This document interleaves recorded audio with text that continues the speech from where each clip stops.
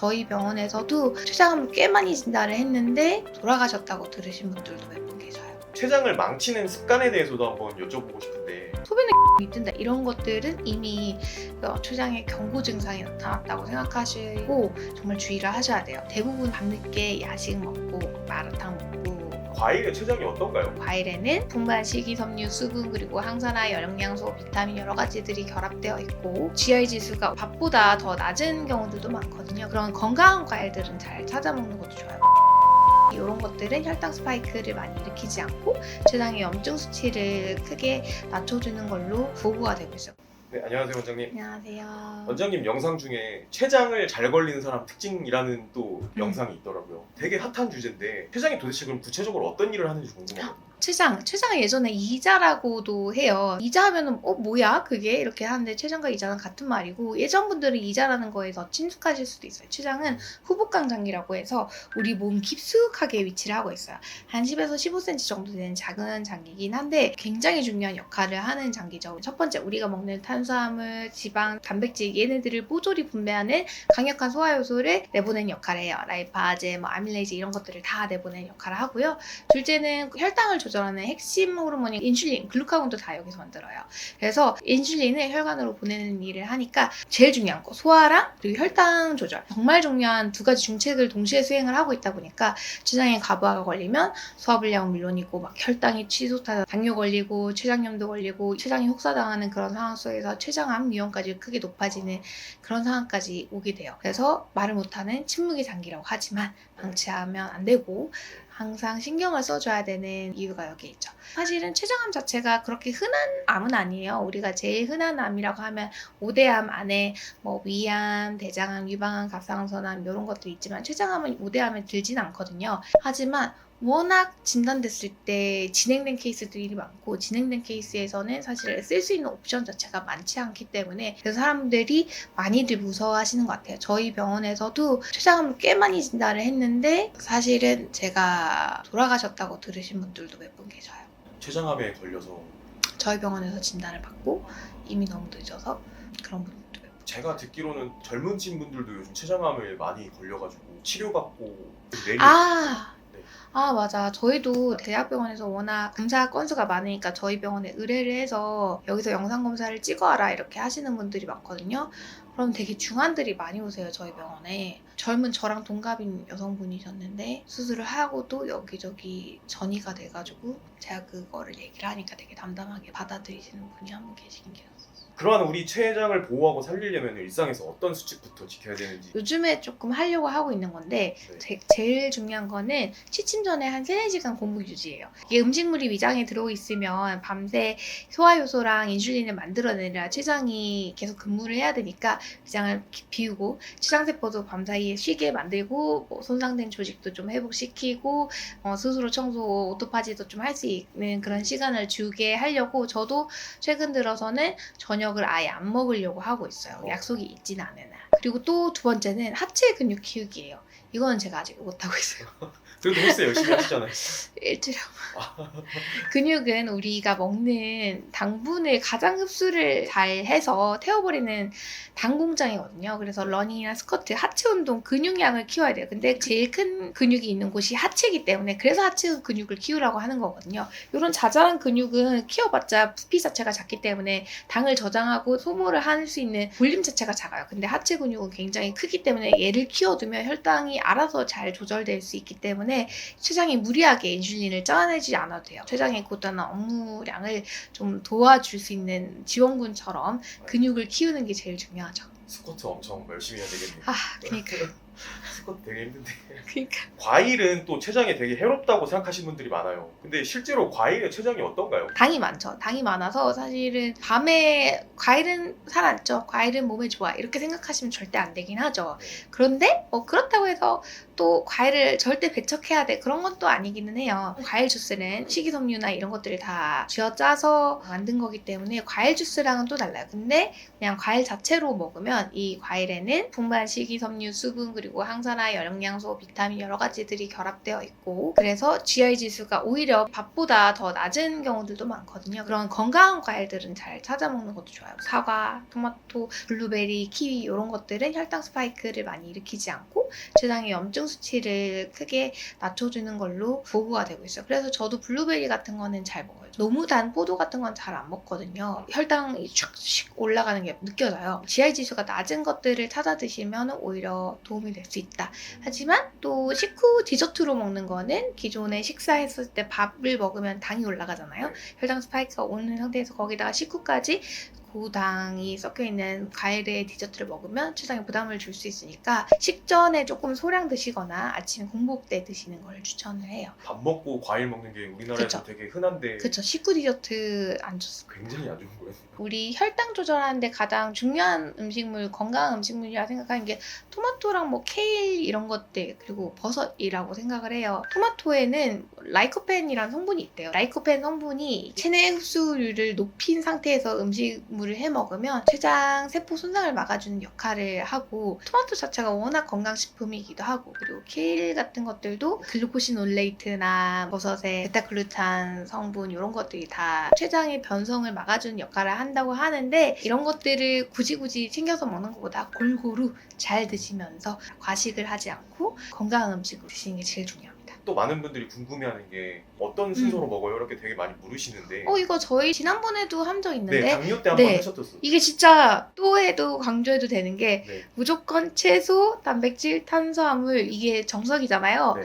이거는 항상 우리가 기억하고 있어야 돼요. 채소, 단백질, 단백질, 탄수화물 탄수화물. 요 순서예요. 고깃집에서 나오는 순서인 거죠. 아, 근데 고깃집에서 나오는 거는 탄수화물이 너무 된장찌개 같은 고나트륨 시기가 많고 네. 단백질도 너무 기름지니까 이렇게 말고 건강식으로 이 순서를 지켜서 밥을 먹기 전에 식이섬유가 풍부한 채소나 나물 같은 거를 천천히 먹으면 식이섬유가 소장벽에 있는 끈끈한 그물 보호막을 형성을 해주고 그 뒤에 탄수화물이 들어와도 흡수가 좀 천천히 되기 때문에 혈당 스파이크가 천천히 일어나는 거죠. 췌장의 역할이나 당뇨나 똑같아요. 천천히 완만한 혈당 치솟음을 주는 게 대원칙이기 때문에 요거를 췌장의 과부하를 막는다라는 게 대원칙이다. 그거를 할 수 있는 그런 습관을 만들어야 된다. 구내식당 이런 데 가면 좋겠네요. 그런 데 가면 영양사분들이 딱 그 채소나 그렇죠? 고기 이런 거 그렇죠. 네. 그런 분들은 영양사분들이 항상 딱 계획서를 짜가지고 균형 잡힌 식사를 만들잖아요. 네.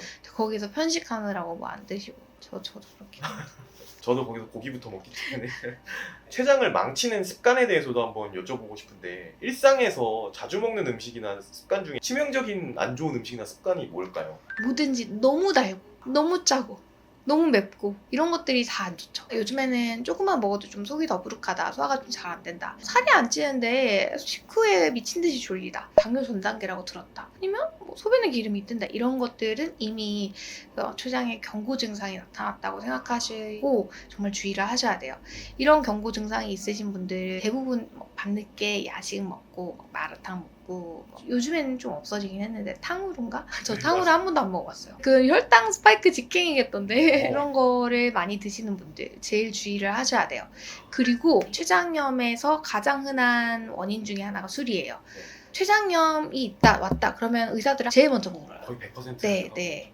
약주하세요? 그러면 대부분은 하루에 소주 한 병씩 드신다 뭐 이렇게 말을 하시죠. 네. 그러면 췌장을 그냥 패는 거고 그리고 또 하나는 사람들이 많이들 간과를 하시는데 담배도 안 좋아요. 해로운 그런 발암 물질들이 소화기관 쪽으로 같이 들어가거든요. 소화기계로 들어가서 췌장에 염증을 일으키고 췌장의 발암 요인을 만드는 직접적인 원인 중에 하나예요. 그것뿐만 아니라 담배의 독성 물질은 또 피를 타고 들어가서 췌장암의 위험도를 몇 배씩 늘리고 이렇기 때문에 술, 담배, 야식 이거는 꼭 끊으셔야 한다. 췌장에 위험 신호가 왔을 때 네. 그분들은 이제 완전히 다 끊어야 되는 거네요. 이건 이제 좀 췌장염의 신호가 아직 안 오신 분들이 이렇게 말하실 것 같은데 그래도 저는 떡볶이도 너무 좋아하고 막 국수도 좋고 커피도 막 먹고 싶고 저도. 이거 평생 안 먹긴 힘들잖아요. 이거 맞아요. 어떻게 그래도 그나마 조금씩 먹으면서 생활할 수 있을까 이런 거 궁금해하실 것 같거든요. 제가 아까 말씀드렸던 대로 그냥 그 순서만 좀 지키면 되지 않을까. 탄수화물이 너무 맛있잖아요. 근데 그거는 어쩔 수 없어. 탄수화물의 그 고농도 당이 우리 머리 쪽에 포도당의 공급을 가장 잘 주는 거기 때문에 인간은 탄수화물을 좋아할 좋아할 수밖에 없고 단 거를 좋아할 수밖에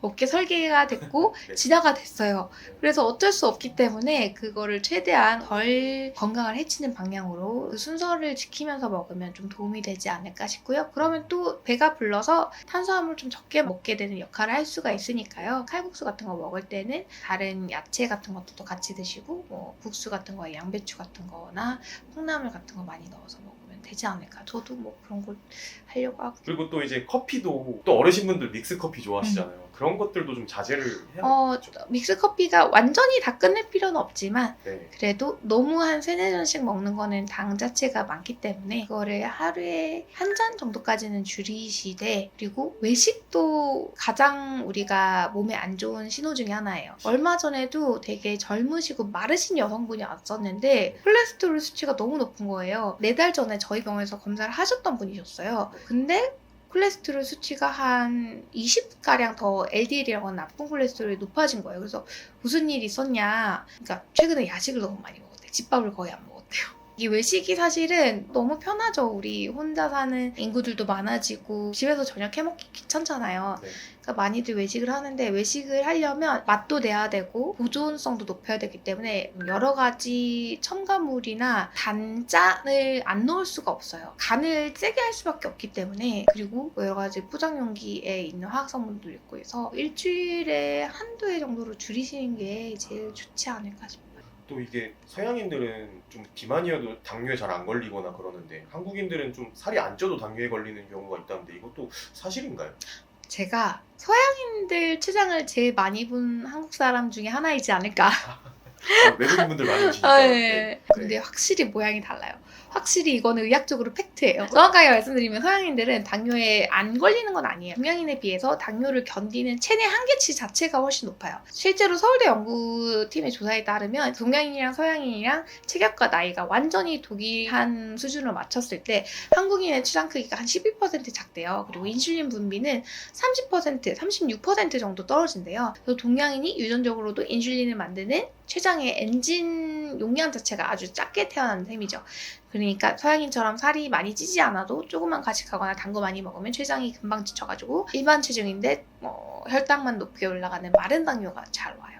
진짜 우리나라는 슬림한 나라잖아요. 네. 굉장히 우리나라는 정상 체중이신 부분도 많고 저체중이신 분들도 많잖아요. 근데 당뇨 전 단계가 진짜 많거든요.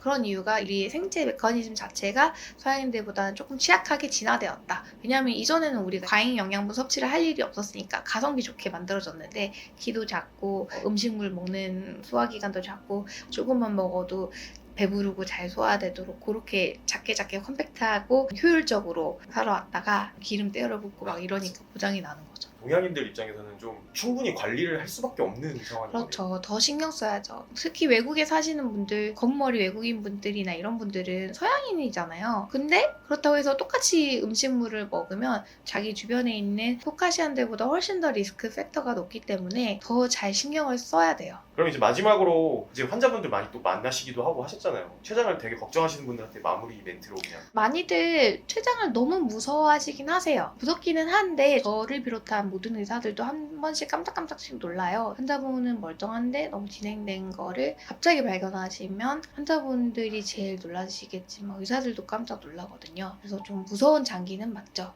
그리고 췌장은 원래 80% 파괴될 때까지 통증이나 여러 가지 증상이 없는 경우가 대부분이거든요. 항상 정기적으로 조기 진단을 하기 위해서 복부 초음파나 CT는 적절한 간격을 두고 너무 자주 찍으면 방사선 노출이 있을 수가 있으니까 적절한 시기에 따라서 검사를 하시는 거를 추천드려요. 그렇다고 해서 너무 무섭게만 느끼지 마시고 내 몸속에 밤낮 없이 일하는 고마운 일꾼을 좀 배려를 해주는 마음으로 야식을 끊고 술, 담배를 줄이고 아예 끊으면 제일 좋고 그 시대에 안 아프고 잘 지킬 수 있는 게 아닐까 싶습니다. 저도 많이 조절을 해야 되겠습니다. 네, 감사합니다. 네, 고생하셨습니다. 감사합니다.